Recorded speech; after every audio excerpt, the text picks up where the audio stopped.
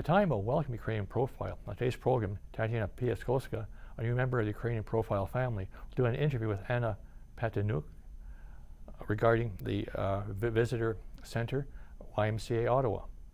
But first, we have an interview with Igor Mikhailishin of Ukrainian Canadian Congress about updates on the war in Ukraine. Igor, thank you very much for coming back on our program.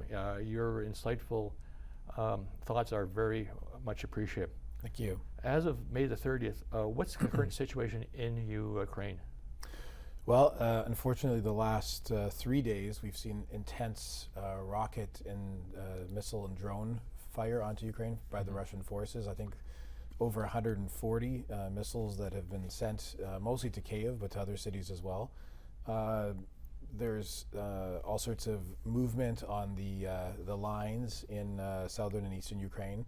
So there's this much anticipated offensive, counteroffensive that is going to be starting soon, we hope. And the good thing is that the Ukrainian air defense systems that have been sent there have been shooting down most of the missiles and rockets. But again, even then, some get through, and even then, when you shoot these things down, they hit the ground somewhere. So there have been fires. There have been a couple of people killed every day, unfortunately. Yeah, I know. I was watching on CNN and the other channels. You can see actually it was really sad seeing the students were running for shelter. Yeah, that video has made its way around the world. Yeah. How would you characterize President Zelensky's tour of European capitals, and also with the group of 7, a group of 20 in Hiroshima? Yeah, he was on quite a tour. He started in Saudi Arabia, then headed to Japan, and he was in Europe earlier. I think it's part of the international consensus that Ukraine is building with all regions, with all leaders of all democratic and other countries, to show that Russia is isolated politically, economically, diplomatically, in every way. And President Zelensky makes the point everywhere he goes that Ukraine needs more weapons, needs more money, needs more help to win the war, and that the cost of Ukraine losing the war would be a terrible one for the whole world. In that regard, what actions has the Ukrainian Canadian Congress done to support the activities of the Ukrainian government? So we work independently of the Ukrainian government, but we've been busy talking to Canadian political officials, members of parliament of all parties. We're in the news a lot. We're making the argument that we cannot afford for Ukraine to lose the war. That Russia needs to be taken, to the International Criminal Court. That reparations need to be paid by Russia for the damage it's inflicting, in terms of the human toll, the number of lives that have been lost, and as well as the infrastructure and the dollars to rebuild Ukraine. Yeah, there was some talk that some of the funds which have been frozen might be used towards the rebuilding of Ukraine. There's two kinds of Russian assets. There's the private assets of the oligarchs. We've seen sometimes these are mansions or super yachts or ill-begotten kind of funds in bank accounts. There's also state assets, and so that's a trickier field. But there's lots of thinking going on around how to freeze these assets so that the Russians can't use them and benefit from them, and then how to seize them eventually. We've seen some of that happening in the European Union and in the United States, to seize the actual assets and sell them or return that fund to Ukraine to help with the war effort or rebuilding with refugees. With respect to the Canadian government, what types of support has been ongoing and will occur in the future? One of the most recent things that we saw Minister of Defense Anand announce was expansion of the Canadian military training mission in Latvia. So Canada's already doing through Operation Unifier, which your viewers would be familiar with. They're doing that in the United Kingdom, and now they're expanding to Latvia and other places. So training, as we know, is essential, and Ukraine has said that this training saves Ukrainian lives. Another thing that we've seen again in the last week or two was additional sanctions and some additional military equipment, not on a huge scale. Certainly we're pushing for more significant funding for or delivery of military equipment, but there have been a number of announcements by Canada that have been forthcoming. What's obviously you work with the MPs and ministers on Parliament Hill. What's their consensus of of supporting Ukraine? Well, it's an all-party consensus, and so every time we have a vote or an event in support of Ukraine, we have all the party leaders from the 5 parties, in fact, on the Hill, and I think everyone realizes that Canada's role here is to support the Ukrainian people, both those who are here as temporary refugees and the Ukrainian people that are bravely fighting, the Russian occupation.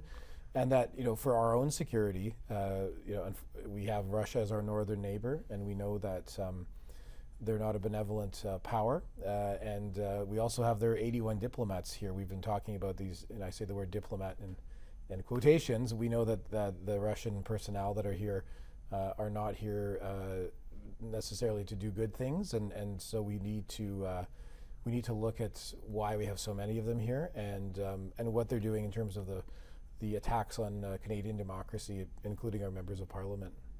On May the 18th, you had the International Vishnenka Day, Right. the embroidery. Tell us a little bit about that. Well, I want to give you this ribbon, Ron. This is our Vyshyvanka ribbon that was made in Ukraine. We gave those to senators and members of Parliament, and sent those out across Canada to every legislature. So happy to have you wear that next time you're on your show. Absolutely. So Vyshyvanka Day, again, started as a celebration of Ukrainian culture about 7 years ago and has grown around the world, and now is a very well-known event. This year it took on an educational focus, both in terms of the war in Ukraine and the impact of that war on people and the cultural genocide that is happening with Russians attacking Ukrainian cultural institutions, art galleries, literature, publishing houses, etc. The other piece of it was it fell on the same date, May 18th, as Crimean Tatar Genocide Day, and so that was co-commemorated here in Ottawa. That's good. Also, too, on I believe it was on May the 9th, it was Ukrainian Remembrance Day. Yeah, so that's May the 8th is the VE Day, and so the Beechwood National Cemetery here in Ottawa reached out to us and to the Embassy of Ukraine. They wanted to do a special event that honored Ukrainian men and women from the armed forces who've been killed and who serve, as well as connect that to the freedom of Europe, which was fought for in 2 world wars. So there was a short ceremony out there at Beechwood. We had a lot of representatives from military attaché communities, from ambassador communities. The Ukrainian community came, so it was quite a nice way to connect all those threads. Yeah, they have a very nice visitor center there. Imagine you involve it there. Yeah, and they have an interest in the Ukrainian Canadian veterans that are at that cemetery, that are resting there, and they see a connection between that and what's happening these days. Well, I know it's the Ukrainian Canadian Civil Liberties Association is having an icon event. I don't know the date of that, but I've seen the icons. These are the icons painted on ammunition boxes. That's right. Yeah. There's 2 of them, I believe. One will be placed in each cathedral in Winnipeg from the Metropolitan, and it's again a powerful connection of our culture and our faith at a time of war and practicality, and how you can integrate the two, the war and the religion and the culture together. Yeah, also too, those who are just the start, they're going to try to have them put into every cathedral and sobor in Canada eventually. Okay, excellent. Well, it's a long time to get that done. During the summer months, what is the UCC planning of interest? We look forward to the many community festivals that have started and will continue throughout the summer. There's a lot of celebrations of Independence Day in August, but one of the big things I think over the summer is programs for our refugee children, particularly from Ukraine, that are here. So I know that every organization that can or that offers camps, or whether they're day camps or overnight camps. There's lots of programming happening. We've had the Shevchenko Foundation and the Canada-Ukraine Foundation both step forward with funding. And I know here in Ottawa, there's going to be the Pokrova camp again, and the Ukrainian Canadian Social Services camp. So we're really, we know that these kids need quality activities that connect them back to their culture. Yeah, of course, what our camp at St. John's there will probably be helping out with that. Yeah.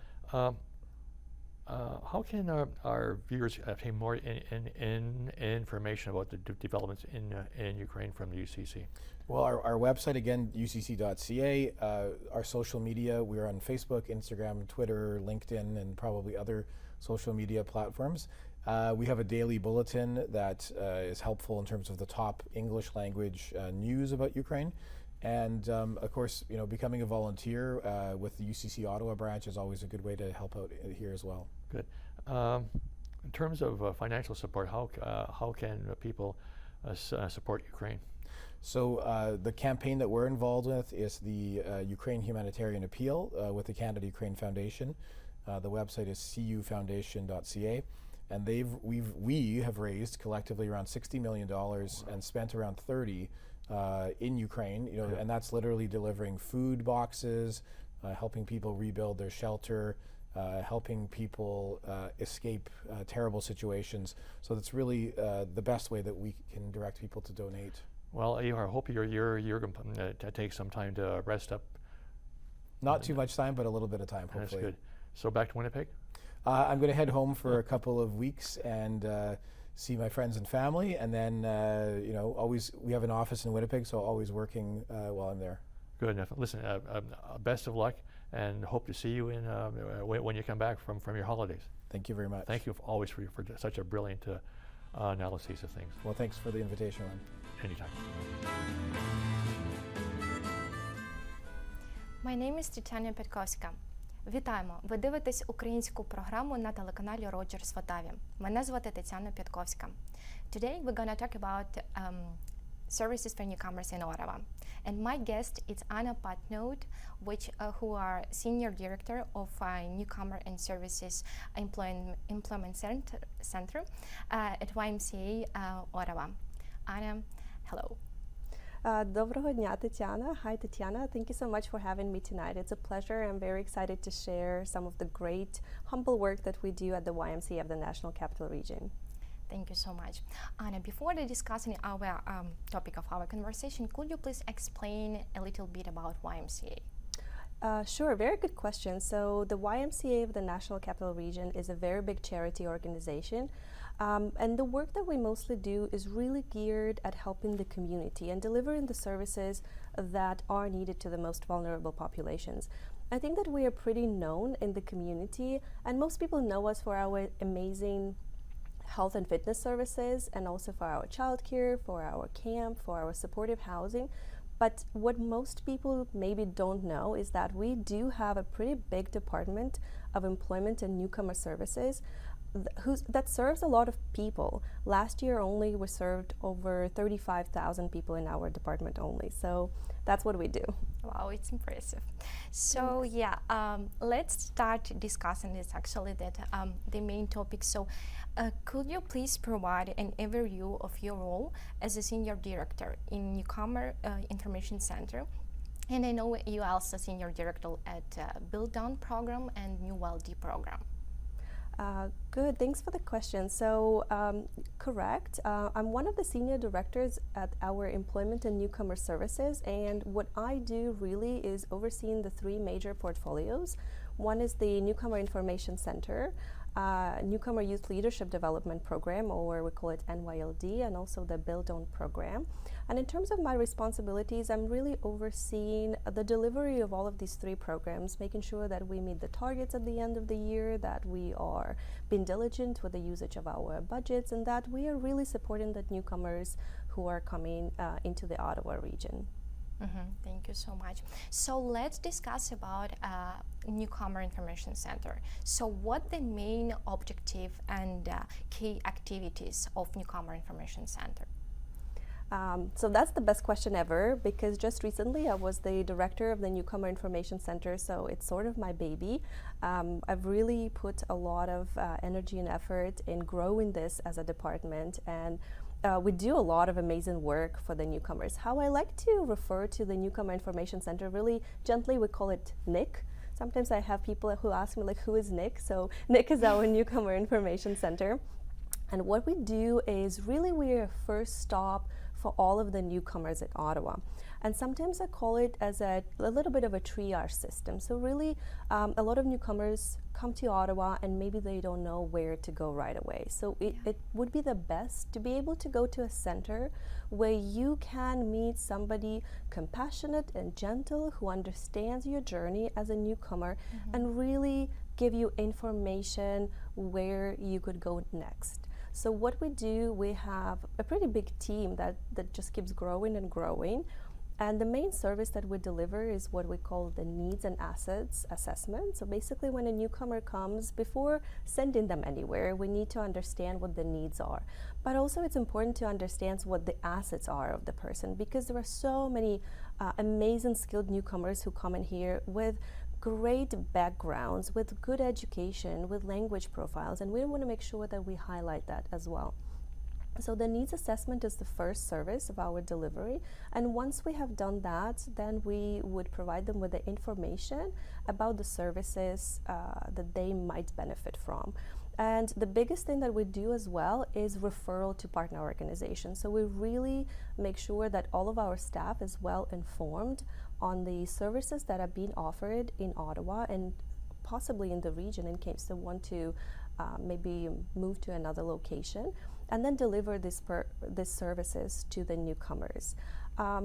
We also do a lot of workshops and group sessions, which is really a great opportunity for people to learn about Ottawa. So with that said, we have a great social media, so we encourage all of the newcomers to follow us on social media where they can find more information about the workshops. And I guess like the fourth main component of the services that we deliver is community connection, where we create opportunities for newcomers to connect with people who have been maybe in Ottawa, Canada for some time, or also other newcomers, as well as the local populations, and just engage through different events.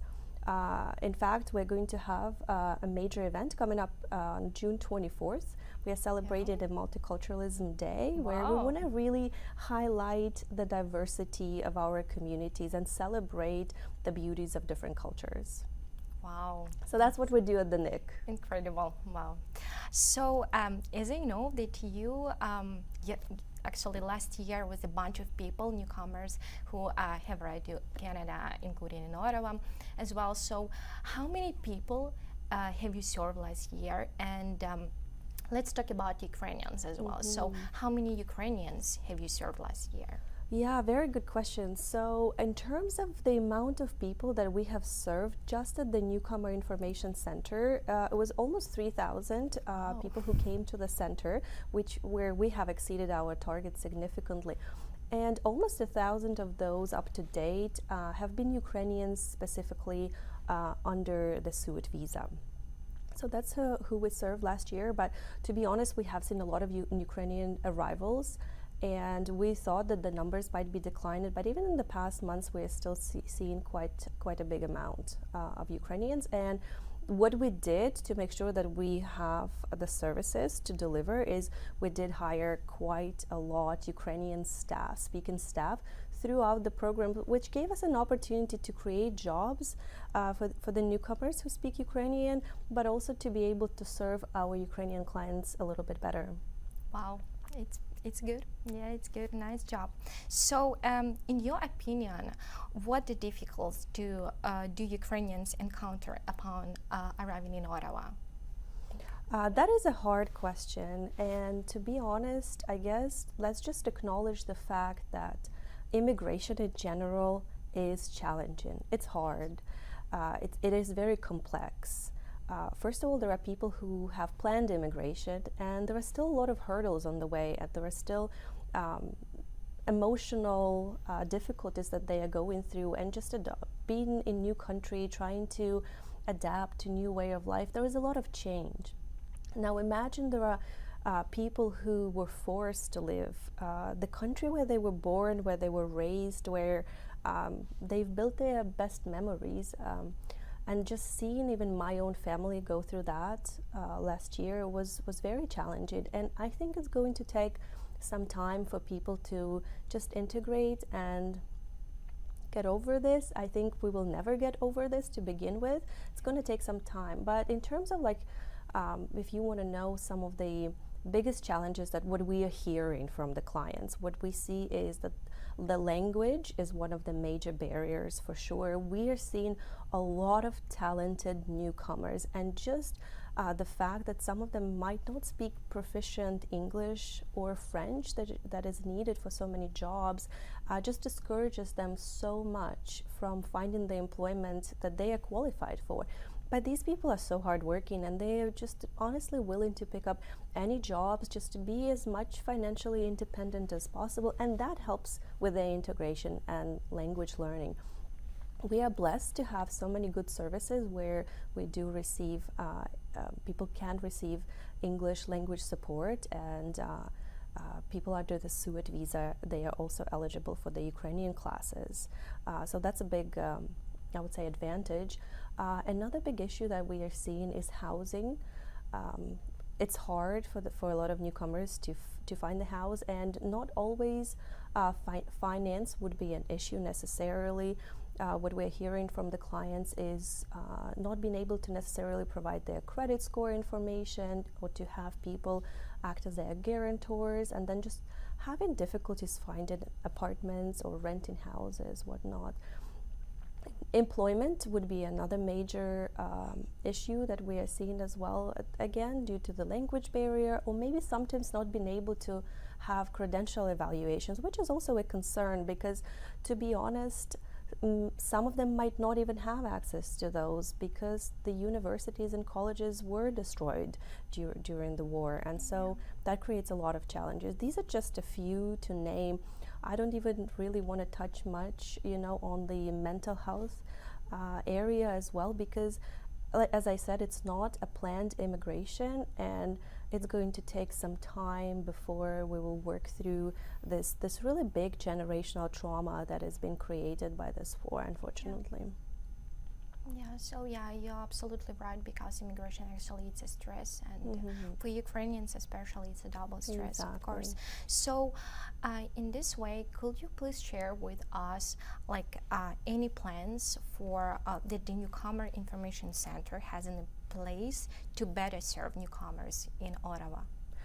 Great question. So as a newcomer center, we are growing. Even last year, we saw a big growth even within our department. What we do is we work strategically. We identify the need, and then we see if there are ways to really fulfill that need. What we have grown thanks to our great funders. We have really grown our department. We were able to increase our Ukrainian speaking staff. We were able to have a program facilitator who designs now very unique content to make sure that it really matches the needs of the newcomers, and especially Ukrainians. We leverage different partner organizations as well.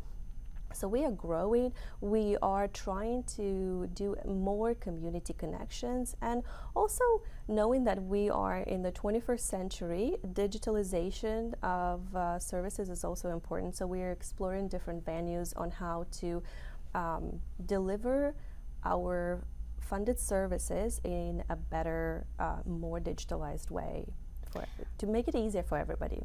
Okay, thank you. So let's briefly just explain a little bit about program Build On and New Melody.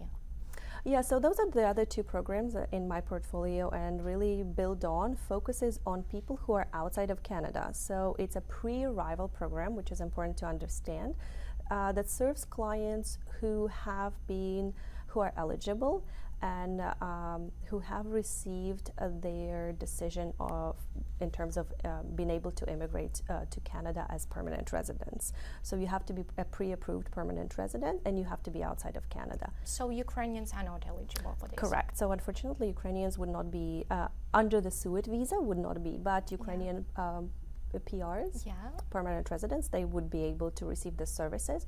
Another thing to mention about this program specifically is that it really focuses on skilled trades and engineering careers. And in terms of the NYLD program, so it's called Newcomer Youth Leadership Development. So really we focus on working with youth, help them integrate in the community, be more successful here through lots of amazing activities and opportunities. Thank you so much, Anna. I'd like to take this opportunity to thank our two guests, Anna and Ihor, for their very important comments, and also to all our viewers who have steadfastly followed us over the number of years, and particularly in the last year and a half during the war in Ukraine. Until next time, Slava Ukraina!